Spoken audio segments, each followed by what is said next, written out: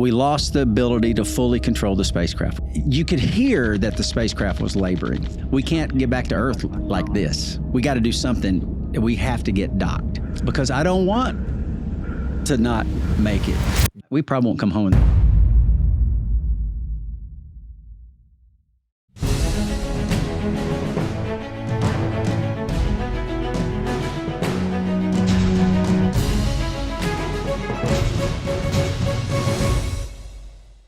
Salve, salve, amigos da astronomia em todo mundo. Estou aqui com essa nova vertente aqui, já falei para vocês do Space Today, já fizemos algumas entrevistas aí nesse estilo aqui de podcast e estamos aqui de novo porque hoje é um dia muito especial, hein?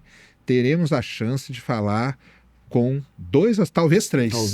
talvez três astronautas aí, inédito na história do universo. Pelo menos do Brasil, com certeza. Brasil, com certeza. Nunca ninguém fez isso, né, Pedrão? Nós vamos fazer isso. Nós estamos aqui na Univangélica, aqui em Anápolis. Viemos aqui participar aí, estão acontecendo um evento muito interessante aqui. O Butch Wilmore está aqui com a gente, o Jeffrey Willis está aqui com a gente, o Joey também, que também não é astronauta, mas também é ligado a essa questão da exploração espacial. Então, e é uma transmissão, uma entrevista, um podcast em conjunto com quem? Pedrão do Space Orbit. Olá, pessoal, bem-vindos ao Space Orbit. Hoje conseguimos unir forças de novo, né, Sérgio? Para fazer algo muito bacana, que é falar com esses caras que a gente acompanhou voarem e acompanhou a história deles durante um bom tempo. E se o Marcos Pontes estiver aqui também, será mais um muito bacana. Isso. Então, essa entrevista toda vai ser em inglês, mas vai ter legenda para vocês. A gente vai traduzir e legendar, porque o papo rola um pouco mais fácil e aí vocês também podem pegar todos os detalhes dessa conversa, tá bom? Então, aproveita, deixa o like, né? Deixa o like, se inscreve aí e vai ser um papo muito legal. E agradecer a Univangélica pela oportunidade única. Isso aí. Estamos aqui, graças à Univangélica, trouxe a gente aqui, conhecemos os caras lá na Campus Party e eles trouxeram a gente aqui e agradecer demais e falar para vocês, a Univangélica, que é uma instituição de muito respeito aqui em Anápolis, aqui no estado de Goiás, ela tem os cursos em EAD, que a gente chama, que é ensino à distância, também semipresenciais, tá? Então, curso de graduação, tem curso de pós-graduação, tem tudo, uma instituição aí com mais de 70 anos de tradição e inovação, então tem os cursos de medicina deles são muito fortes, tem toda a área aí de engenharia também e tudo mais, e é o seguinte, os cursos dele estão aí, vou deixar um QR Code aqui na tela para vocês o tempo todo, tá? Você pode se matricular a qualquer momento até dia 20 de setembro. Você vai ter 80% de desconto na sua matrícula até o 20 de setembro. Então, quer fazer um curso aí com a Univangélica em EAD ou semipresencial? Vai que você é daqui da região, pode também. Então, se matricule aí com 80% de desconto. Muito obrigado, Univangélica. A sua vocação exige a melhor formação. Graças a eles que nós estamos aqui. É isso? Let's start? Let's change the language. Now is the part that you can understand. It's going to be very short if we don't change the language. First of all, thank you very much for this opportunity to talk with all you guys.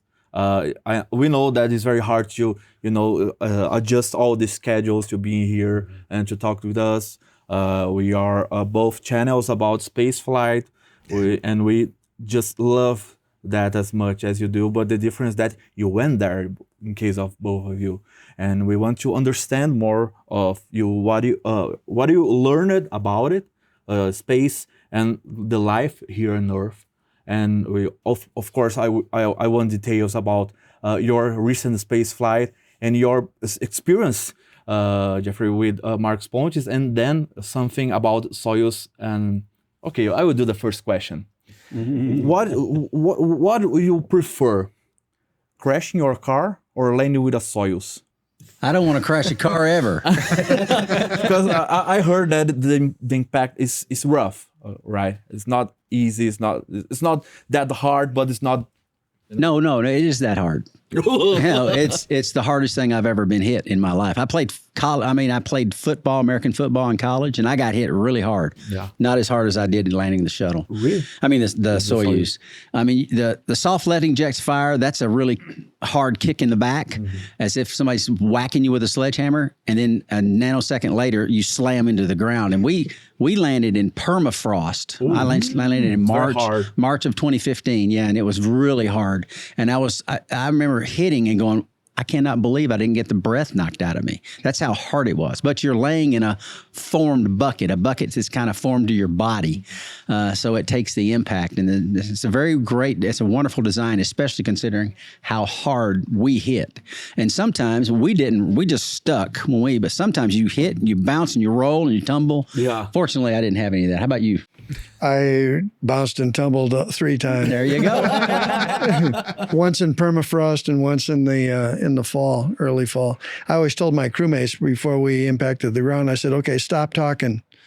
Otherwise, if you're in the middle of a sentence, you'll bite your tongue off. Yeah. Because we saw the Chinese Shenzhou, they tumble a lot. Yeah. And we always think, man, that will be rough. And you're returning to space after months being there. And you know that everything on your stomach is not that good because your body is trying to understand where I am. Yeah. And you hit the ground. Well, I don't know if it would be that good. The whole ride back in a Soyuz was a wonderful, exciting, thrilling adventure. And so hitting the ground and tumbling, it's just part of the adventure. It's just part of the adventure, yeah. The highlight of the entire experience was when the parachute opening completed and was successful. Right, exactly right. It's a great thing when you return from space at 17,500 miles an hour or 28,000 kilometers per second, and the parachute works successfully. Yeah, it's always good. Good feeling. But in your case, Butch, you had 3 experiences: Shuttle, Soyuz, and Dragon. Right? Not for your choice for Dragon, but do the synchronous Cadillac Shuttle. Ooh, what's kind of car? Sports car. Lada. I mean, like the Soyuz is a great ride. Dragon, sturdy. I mean, I remember when the drogues went out. I mean, this is just 4 months ago, so it's pretty fresh in my mind. The drogues come out and you can feel the tension just coming through your body and how, wow, I hope that rod that's holding that strap that holds those drogues stays with us because it felt that firm, that hard. And then, of course, the parachutes come out and it's a great feeling. The whole ride back is just absolutely thrilling. You know you're returning to the planet. You're returning to all the folks that you love and that you love you and that love you. And, you know, there's nobody else in the universe doing this at that moment. So it's unique. And just to go through the being inside the fireball and increase in gravitational forces, and you can feel the capsule go from a horizontal gradually to vertical. And then you can feel the fact that you're falling straight down towards the earth. And of course, looking out the window, you do your deorbit burn, you come pretty significantly far down before you start to enter the atmosphere and get into the fireball. So before that, you're really close to the planet. You're up here, you're traveling, you get a sensation of speed, but when you're close like this and you're going 28,000 kilometers per second, oh my, looking out the window, you can see the speed and you are just flat. 8 kilometers a second. Yeah, I mean, that's how fast you're going, and you can see it, you can feel it, and the experience is amazing. Jeffrey? Yeah, no, all of that. And just to add to that, when you finally got through the fireball and the high Gs, 4 Gs, and it started dropping off, you knew you went subsonic when all of a sudden you hear this rushing wind outside, because you didn't hear it until when you're hypersonic. When you go subsonic, you hear that, and it's shortly after that the parachute opening sequence begins. And I don't know how long it is in the Dragon. It's about 25 seconds in the Soyuz. It's the longest 25 seconds of your life, riding. And when the drogue chutes come out in the Soyuz, of course, you're spinning 13 degrees a second, and you're being just thrown back and forth in the straps. It's pretty rough. 20 seconds too. And it was rough, but great. It was great. Oh yeah. Yeah. No, it was amazing. The drogues come out in the Soyuz and you, like he said, you're spinning and flopping and the sun's coming in and out of the window. It's just thrilling. And it starts to swing like a pendulum, right? You can, the Soyuz. Well, that's after the main chute. Yeah, from the main chute. But the main chute is like, it burps. Yeah. It fills with air. Yeah. And then it burps. And you can feel that surging as it's burping. You can feel it as you're falling. And of course, when it's first opened, you're under the parachute, but you're kind of hanging on your side a little bit. Because it's mounted off center on the capsule. And then it's like 2 minutes and some seconds later, there's a release of that off center mounting to center it. And then shortly after that, the seats pop up. They change position. You don't feel like the seat is pushing you up. You feel like the panel in front of you just flies closer to you. And that's to prepare for its ability to stroke on impact. Yeah. Sergio? Joey. Talk to Joey. Oh, question for Joe. We're breaking the ice only. Yeah. Joe, could you tell us a bit about answers in Genesis, partnership with Unevangelica, and your expectations for the impact of the Science and Purpose Conference and Barry's visit to Brazil? Yes, well, thank you for the opportunity to be here. I'm keeping the seat warm if possibly the third astronaut makes it here. But we heard that you know about I nuclear understand propulsion. Portuguese because I live in Mexico. I speak Spanish. So it was, and yes, I was with the people. We don't go to space. We go underneath the water. I don't know why anybody in their sane mind would want to go underneath water. Don't go on a submarine called Titan, please. Don't go. It's not a good idea. Yeah. But so it's a privilege to be here. I've been having a friendship and a collaboration with Unevangelica for a few years now. It's been getting closer and closer. And the point of that relationship is, and I don't think everybody in this table would agree, but that's fine. The science, is this false dichotomy that's put between science and faith. When you call something science, but you're actually talking about empiricism, not empirical science. One is a philosophical commitment. The other one is empirical science. Those are not the same thing. Mm-hmm. And then so many young people, and it's not only that, but many young people are being raised with that false dichotomy. And so we want to help not only the church, but the university with discussing those things. But not only that, but that's how you deal with rationalism, materialism from rationalism, and also with postmodernism, which most of postmodernism rejects rationalism all out. They even reject the mathematical principles in materialism, a lot of that. And dealing with those ideas of identity, which I think everybody here, no matter what sphere of world you're in, we're all seeing the activism in the media and in the legislation in the world that tends to deal with who gets to teach children what their identity is. Is it the government's job or is it the parents' job? And we're all seeing that. So these are all things that we have to deal with. And so we're a resourcing ministry to help the Christian organizations to be able to be prepared to deal with that. And the last part of the question was about this week. Being here is to more introduce these subjects, and with Barry and with Jeffrey and with also Arturo, who's an engineer from Chile, and myself, to students and to faculty. So Great. I think it's been a success so far. I pray it continues to be. Yeah, I think always there is space for both. Especially when you're returning, there's no atheist who need to return and pray for the parachute to work. To Butch and Jeffrey, we try to inspire the young people here in Brazil to follow the scientific career, maybe be an astronaut. I want to know what inspired you to follow to be an astronaut, and how your background, academics background or military background, help you in the astronaut career for both of you. I think initially for me, it was a desire to do my part for my country. As I went through high school and into college, I majored in electrical engineering, and I really wanted to do my part. I didn't know how to do that, how I would go about that, but I had this airplane in my mind's eye, a jet airplane. It wasn't a Navy airplane. I came to find out it was a different. But anyway, I chose that path, and fortunately was able to select jet aircraft, flew on aircraft carriers, did that for many years, many deployments.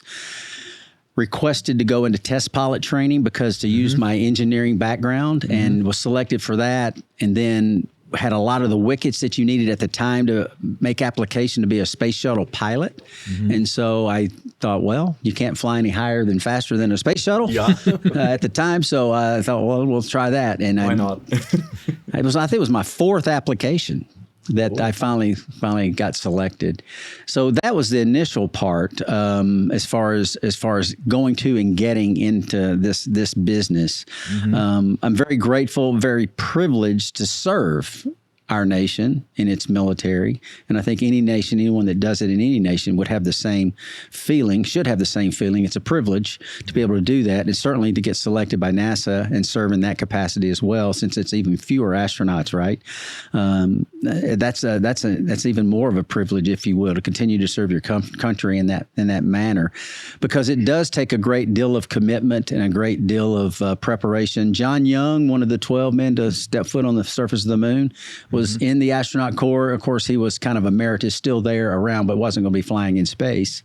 He said, if you're not willing to put in 10 hours a day, eight days a week, you don't need to be here. Well, if you hear what I said. There's more than 8. There's not 8 days in a week, right? Yeah. You got to put in what's required, and then balancing that with my responsibilities, my God-given responsibilities as a husband, and then eventually as a father.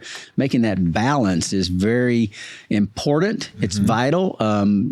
You can't have a family and do the things that God would have us do, and then be the men that God would have us be, if you're not putting your wife first, your children, second, if you will. If you had to rack and stack them, and work is way down the list.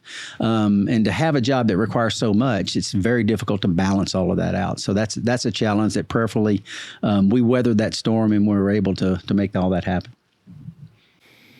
Yeah, I remember being influenced by a 6th grade science teacher. Really turned me on, kind of turned a corner, turned me on to math and science. So I was interested in that. And then later, I also had a desire to serve our country in the military, and learned about the academies halfway through high school and applied, got accepted to West Point. And there I got introduced to flying.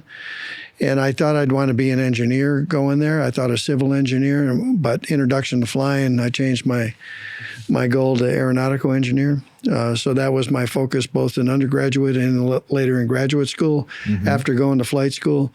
Also, while I was a cadet at West Point, I read Tom Wolfe's book, The Right Stuff. And that, along with a couple of mentors there, turned me on to aspire to become an experimental test pilot and a NASA astronaut. So that was in the late 70s. And I applied over 10 years, 6 times before getting selected. Selected in 1996. So that's just a few elements that led to it. Yeah, I'll let me add this little story. I came to NASA for my last time of interviews when I was selected, and they gave us access to where the astronauts, where they were on the, where their offices are. And so I'm walking down the hallway. I had never met Jeff, and I see him at the other end of the hallway. I don't know if you even remember this, Jeff. I'm like, Jeff Williams, I know you. And of course, he immediately thinks, who's this stalker? How'd this stalker get up here on our floor? But the reason I knew him is because he had taken a MacArthur Study Bible to space on his first mission. And of course, I, being a believer or being a Christian, I knew about that. And that was something that was, it was inspiring, and professing Christ and knowing he'd taken the Bible up. Do you even remember that? Yeah, I do remember that. Yeah. And you did think I was a stalker, didn't you? No. I think we clicked right away, actually, because of our common faith. Right. Anyway, so I was going to say that, inspired by astronauts, older astronauts that came before us. And by older, Jeff is older than me, so he inspired me as well. So That's great. That's great. But we shared many years with a common career. That he and I one of our favorite things was grab a T-38 and go. But you never flying fight somewhere. together. Oh yeah, we overlapped together. His first flight on STS-129 in the fall of 2009. 2009, I was on board space station in the middle of expedition. At the end of 21, transitioning to 22, and they came up, so we overlapped in space about 8 days or so. Yeah, 10 days. Yeah, about. That's good. Sure did. The missions on Shuttle era were, Much shorter. Oh, Yeah, much shorter. 7 days to a couple weeks. Right. Yeah, and from a space station crew point of view, it was a great day when they arrived and a great day when they left. It's sort of like your extended family that come to visit for the holidays. Yeah. Exactly. It's like we say in Brazil that it's two happiness when they come and when they go. Exactly. Same on space station. Some things don't change. One thing that I would like to know from you, I know that both of you went to space a lot of times, you especially. How is to eat something that is not processed for space after we return? You know, I want a hamburger right now, right after exiting. You don't want a hamburger right when you get back from long duration. You don't. Trust me. You want to get readjusted first because the neurovestibular, it gets everybody to different levels, especially long duration. It takes a while for those inner circular canals, you know, to settle out. Different for everybody. Both times my long duration, I was good. About a day later, I was fairly good in that respect. But the big thing for me anyway is your body's not used to holding up your structure. And you've got certain muscles in your back and other places that really you can't exercise those really well because they exercise like sitting in the chair. Those muscles are being put under stress right now. So you get back and most people's backs are just a mess as you get accustomed to holding up your structure. And where my spine hooks into my pelvis at the bottom, I mean, it's this time especially, it's months. And I'm just now where I feel comfortable being over and picking up something off the floor. And I can tell you, it's amazing how often during these months that I've been back to space, I drop stuff on the floor and have to bend over and pick it up. This happens all the time. And my back now is more accustomed and now it doesn't hurt like it used to, but it did for several months. Several months to readjust? Yes, and there's something else most people don't know is that when you go to space, you know, everything's weightless, right? Your blood is actually floating in your body, and your body says, "Hey, you got extra blood. Let's purge it. You got to purge that out." So over the course of time, it's getting rid of red blood cells. So you come back and you're anemic, and of course, the red blood cells is what circulates oxygen through our bodies. Yeah. So you come back with a diminished amount. So your stamina is just not there initially until it replenishes those red blood cells. So that's a months and months. Some people it's longer than that. You know, everybody's physiology is different. So for me, the first long duration, it was 5 months before I felt like I was back to myself as far as stamina. This time it was not. It didn't take as long. I'm not sure why, but anyway, that's just some things that people don't realize. Maybe use it too. maybe just a custom. Yeah, but I didn't say anything. Like when I first time, I'm like, oh my, something's wrong here. I didn't say anything to the flight surgeons because you talk to the flight surgeons about this stuff. That's why they have this meeting with the flight surgeon. Right. You get a flight status in a heartbeat, and I like flying T-38s and all that, so I didn't keep my mouth shut. So finally, after I got past that period and everything was fine, I mentioned it to my flight surgeon. He goes, "Oh yeah, we know about that," and that's when he told me about this anemia. I didn't even know it, this anemic thing, and I'm like, yeah, that's everybody has that. I'm like, well, why didn't you say it? Why didn't you tell me? Jeffrey, your time. Let's see, piggybacking on that, it took me about a week to 10 days to get over what I call a vestibular awareness. And initially, the first few hours, you can't stand up without your eyesight, you know, taking visual cues because you have no sense of balance. In terms of muscles, flexibility, and coordination, I would say 6 weeks or so, working with a trainer. And my first long flight, we got better at exercise equipment after that, but my first long flight, it took almost 2 years to regain my bone mass, my calcium density. That's a lot. Yeah. Now returning, I remember, let's see, my last flight, the first 2 long flights, I went back to Russia. First one for 3 weeks and then came to Houston. The next time I went back to Russia for a week and then came to Houston.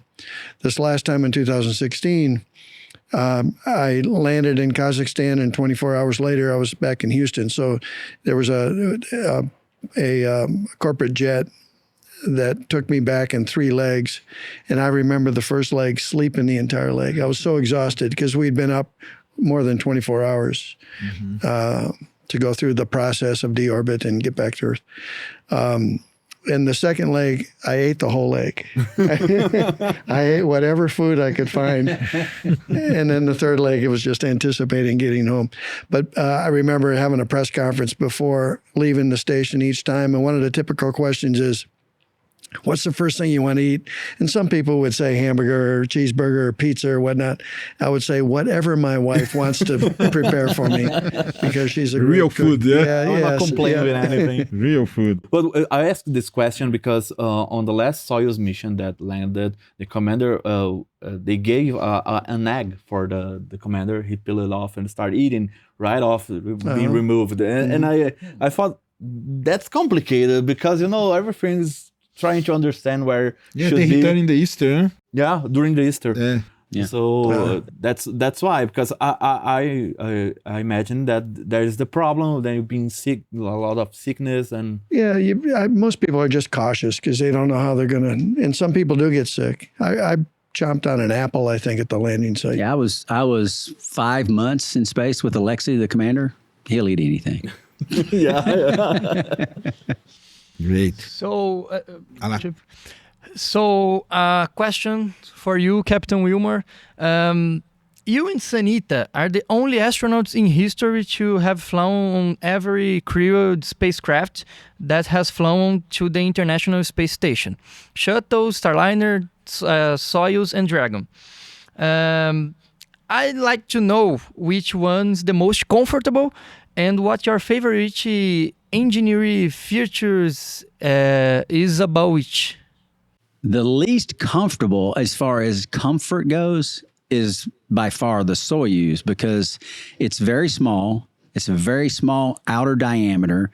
If you can't lay on your back as if you're laying in a chair with your feet out straight, you have to pull your legs up and have your knees up near your chin, because it's such a small circumference. To fit 3 people in the Soyuz, you've got to do that. Triplets in a womb. Triplets in a womb, exactly. And have to use a stick for everything, right? Yeah, to reach the displays, exactly. So as far as comfort goes, that's by far the least comfortable. The others are similar in comfort as far as the comfort goes, because you're just laying on your back as if you're laying on a chair that's on its back. You're going to space. You're flying in space, you're maneuvering in space, you're controlling spacecraft in space. If you're getting to do that, it doesn't matter what spacecraft you're in. You're in space. And, I was the 505th human to leave the planet when I launched on the space shuttle. Randy Bresnik, who was in the middeck, was MS2 behind me. He was 506 because I was there a nanosecond before he got there, right? Jeff, I'm assuming you're down 400 something. I don't know what. I forget. Yeah, the only reason I know this because Rob Navius told me when I got back. So anyway, and you realize there's just few people that have had that opportunity, and there's millions literally around the globe that would love to have that opportunity. And the good Lord has allowed you to have a desire of your heart, as it says in Proverbs. And that is very humbling, and it is very special. And that's something that I can't come away with, is just gratitude to my Lord for something as different as this space travel is, that he's allowed me to take part in it in this fashion. But when you were docking with Starliner, we know that you both had a lot of problems. And what did you feel on that situation? Because I saw your interview with Eric Berger right after, and you saw that the degrees of freedom that you had about engines and keeping the spacecraft aligned to the space station. And what passed on your mind during this period? And you can add your part for the Lord. How was that? Because it's a very difficult situation. I know that you were on a cold environment and was complicated being there. There's a lot of stress during the situation. How was that for you? Well, you mentioned I can add my part, include the Lord in that, and I can't tell the story without doing that. Yeah. So that's the only way. So the Lord is sovereign. He's in control. I know that there are many questions when you make those statements. We can answer those, but not right now. He is also working providentially in all aspects of society, lives, everything, to work his plan and his purposes for his glory and our good. So when we lost the thrusters on space station, several thoughts from just the mechanics of what was taking place. We lost the ability to fully control the spacecraft. We lost 6 DOF, 6 degree of freedom control. And we lost the ability to maneuver in one of those 6 axes. And the other axes were substantially degraded. Even the sound of the thrusters, you can hear the thruster valve open and close wherever they are, whichever ones are firing. These were labored sounding. I mean, it was like machine guns now. They're opening and closing so fast every second that you could hear that the spacecraft was laboring. So we have to dock. We can't get back to Earth like this. We got to do something. We have to get docked. That was the thought. Now, how do you control a spacecraft that is in that condition when it can't fully control it? You have to maintain your position. You have to keep looking at the space station because the sensors have to see the station. You know, cameras, IR sensors, LiDAR, lasers, they got to see the station. Because if they lose track, you cannot dock in an automated fashion. You can't do it. So you got to keep pointing. You have to maintain your position, and you don't have full control. How do you do that? Well, that's where the providence and the sovereignty of the Lord comes in. That's all I've done for decades is fly, 6 degree of freedom. It's not hard for me. I see it. I'm thinking orbital mechanics. If I make this input, what's it going to do relative to my position, relative to the space station? I know what's going to happen before I put it in. Not because I'm super smart, but because that's all. I've been doing it constantly. I spent 1,000 or more hours in the Starliner simulator with a guy named Ray Biggin, my rendezvous officer. We'd come in on Saturday mornings. He's a fireman, volunteer fireman. He'd come off shift at 5:30. I'd meet him at 6 in the morning in the simulator, and we're just practicing, doing things. So it's preparation, and the preparation's not there unless the Lord orchestrates events in his sovereign control. And so had I just been somebody thrown in Starliner, I don't think he could have controlled it. But because I had lived it for so long, and I'd lived orbital mechanics going all the way back to my shuttle training for decades, and I had the presence of mind and it's a calmness come over you. We call it snakes in the cockpit. You can't get ruffled in the cockpit like snakes fighting off snakes. Yeah. You can't let that happen. You have to maintain a demeanor so you can do what's necessary, and that ability goes back to my Navy days, flying off aircraft carriers and landing on the boat at night and in combat and dodging missiles and anti-aircraft artillery and all that plays into it. So it was all that Lord's providential direction of things that put in that moment where calmness, understand contentment, understand he's in control, understanding what the possibilities might be, understanding that he's my Lord and Savior. He's forgiven me my sin because he paid the price for my sin on the cross. If he takes me now, so be it. All of that's going through my mind while I'm trying to control, because I don't want to not make it. Yeah. We have to dock, and the only way we can get there is if I can control the spacecraft long enough for us to get the capability back so we can dock. So all that's going through my mind. I thought on that a part of Interstellar is not it's not possible, it's necessary. Then Cooper need to dock. It's just like that. I thought when I saw exactly right. saw you both trying to dock, and I can imagine how stressful was that, because I imagine that you have a lot of people talking to you. It wasn't stressful at all. It was in the moment. We have to do this. It's not stress. It's just realizing. And there's a difference in stress and realize. Stress, most times stress is a detriment, right? It causes you not to be able to perform. So I wasn't stressful. I was concerned, obviously, but I was focused. You have to be. Yeah. One thing we talk about in flying aircraft and spacecraft is compartmentalizing. I can't let the problems I'm dealing with affect when I jump in a jet airplane. I have to compartmentalize that away, and I've done that for an entire career. All of aviators have. Let's turning the key. You got to flip the switch and you got to focus on what you're doing now. And that's exactly, I've lived that for decades, literally.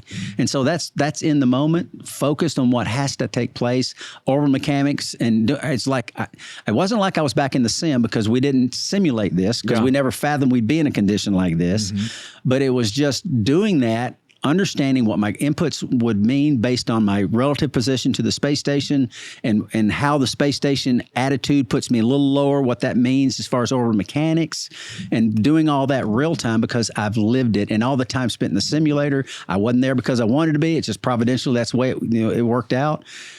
Again, that's all accredited to the Lord because he is sovereign. And God has created each of us uniquely gifted with unique talents, I guess you could say, and abilities. And one component of that uniqueness is disposition in what otherwise would be very stressful situations.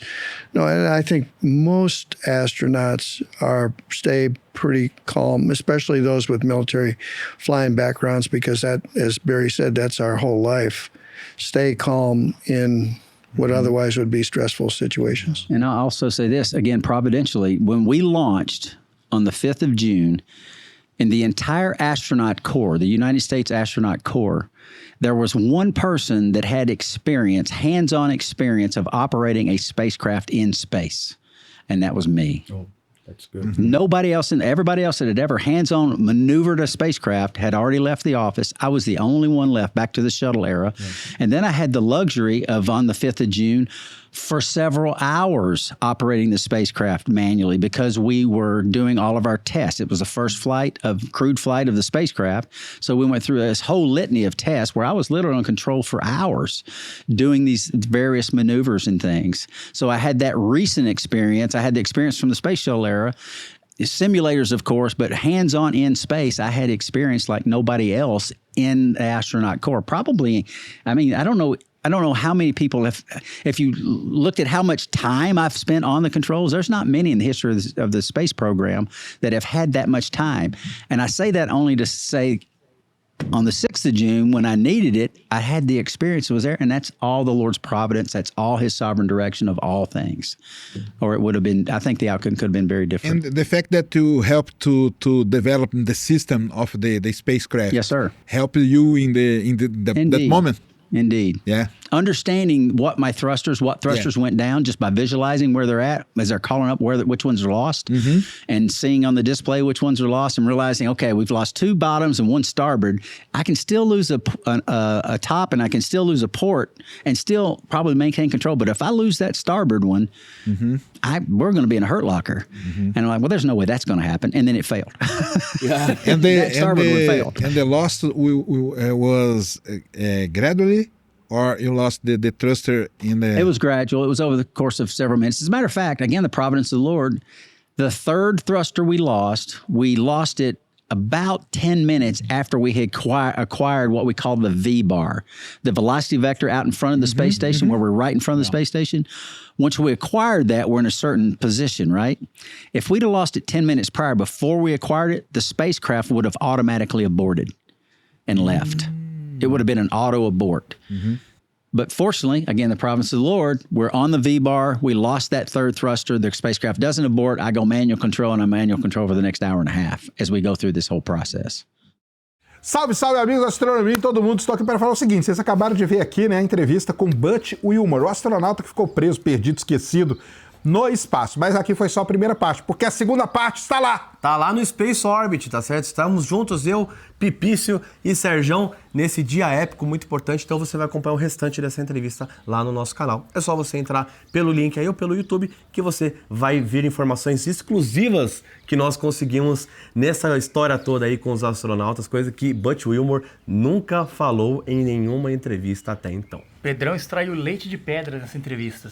Com certeza. Então corre lá, pessoal. Vai ficar nos cards aqui neste vídeo e no link na descrição também, ou qualquer coisa lá no YouTube Space Orbit. Então, são 2 partes. Primeira parte aqui, segunda parte lá. Você vai saber tudo sobre a história do Butch Wilmore no espaço. Valeu!